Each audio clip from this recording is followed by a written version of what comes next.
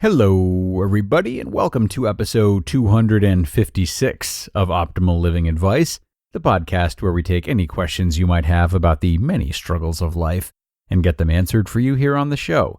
I am your host, certified life coach Greg Audino, reminding you before we begin that if you have a question you would like help with on the show, we welcome you to email it to us at advice@oldpodcast.com.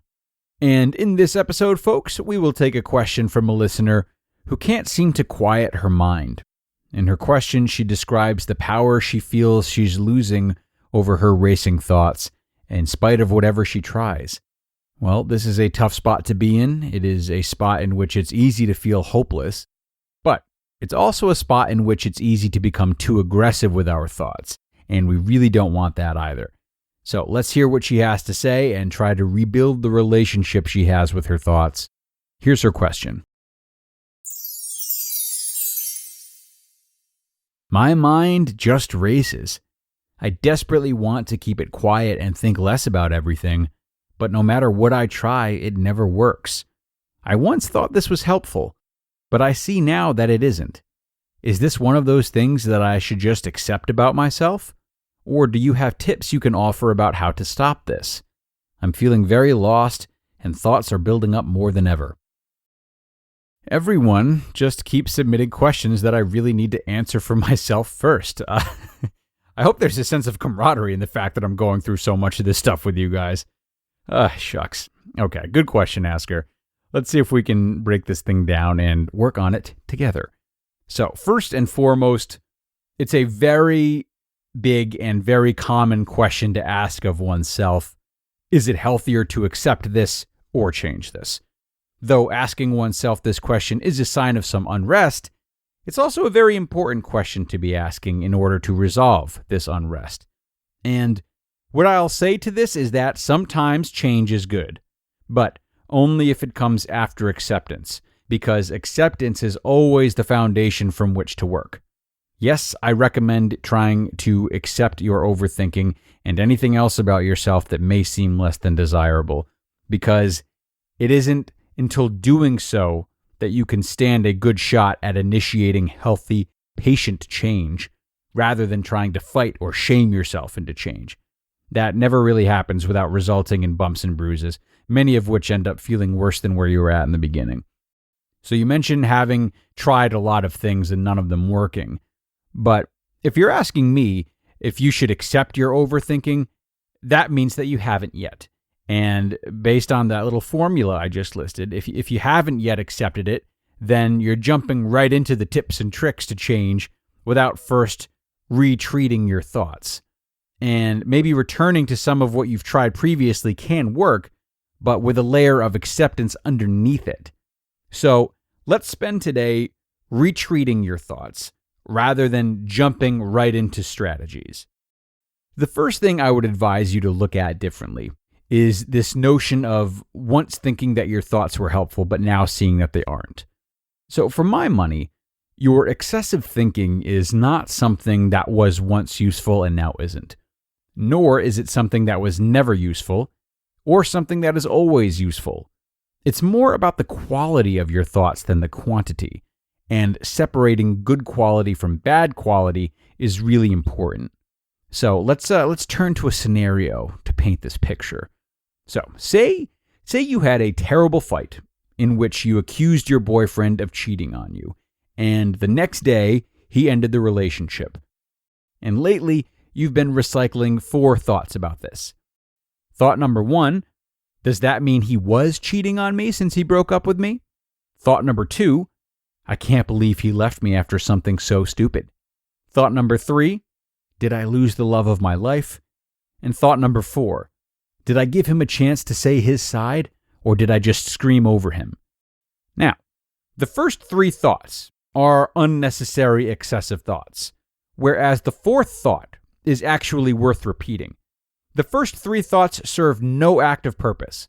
The first thought is speculation about something that is no longer an issue and can't be changed. The second thought is making him out to be stupid, which is really just a vehicle for your ego to feel as though it has the high ground. The third thought is similar to the first in that it's unanswerable, but it's really just laced in fear and self-pity. And the fourth thought, however, that's the only one of the four that may offer some new insight. You see, in that fourth thought, you're breaking things down, and you're considering how you could have done better or how someone else was feeling, and ultimately putting yourself in a position to come to some conclusions about how you could do better and better your approach next time. A thought like this has a much longer shelf life in terms of its importance and purpose. So therefore, it's worth hanging on to, more worth hanging on to than the others. So if you find yourself in a sea of excessive thoughts, it's hard to avoid that. But what you can do is make this reflection a choice by checking in with your thoughts and asking yourself what you could possibly gain from each one. You can think about that breakup all you want. It'll be hard not to. But can you consciously shift your thoughts into thoughts that could help you make some meaningful changes? Can you catch yourself having thoughts 1 through 3?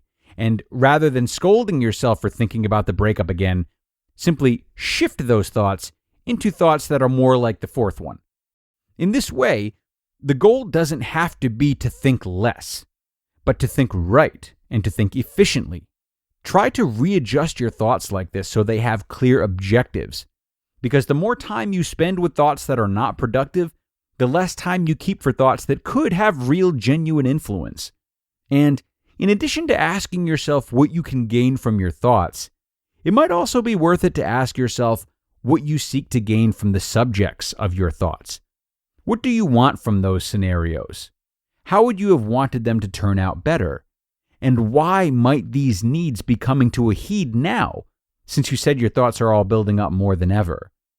If we go back to our breakup example, the person who is broken up with may spend all this time thinking because they're afraid to be alone, or they're afraid they have no one they can trust, or they're afraid they have poor relationship skills.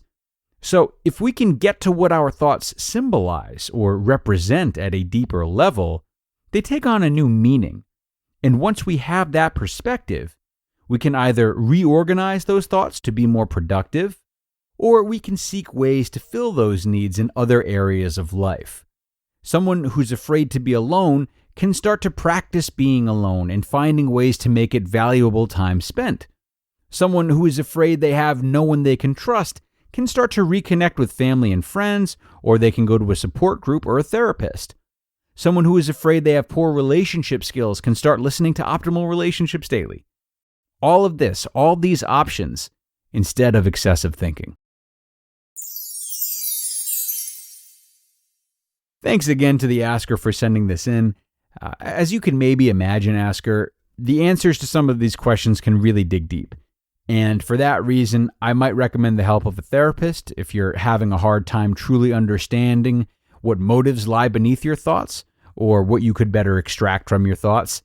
Unfortunately, these types of things can be very complicated for us to understand on our own, as so much of what we keep in our lives serves as just messengers for something deeply ingrained.